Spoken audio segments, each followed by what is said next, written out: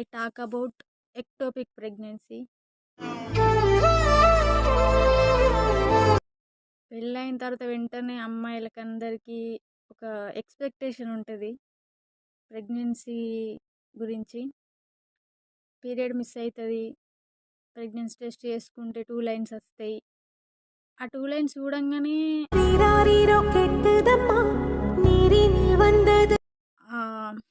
ఆ ఫీల్ అసలు ఎక్స్‌ప్లెయిన్ చేయలేము. అంత హ్యాపీగా ఉంటది. కొంచెం వరకు భయం ఉన్నా కూడా మిగిలిందంతా ఒక హ్యాపీ మూమెంట్ ఉంటది. కానీ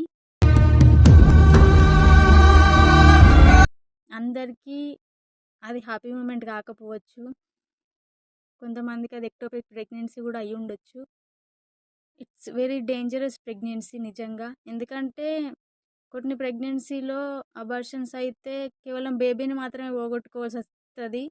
కానీ ఎక్టోపిక్‌లో లేట్ అయితే ఆ బేబీతో పాటుగా ఆ అమ్మాయి కూడా ఎనఫ్ అయిపోయేంత సిచ్యువేషన్ ఉంటది. It's very dangerous. So, test చేసుకున్నాం 2 లైన్స్ వచ్చినాయి. అంతే ఒక కొన్ని రోజులు ఆగి హాస్పిటల్ పోతాం. అట్లా ఎవ్వరూ లేట్ చేయొద్దు ప్లీజ్. ఎందుకంటే అది వెరీ డేంజరస్.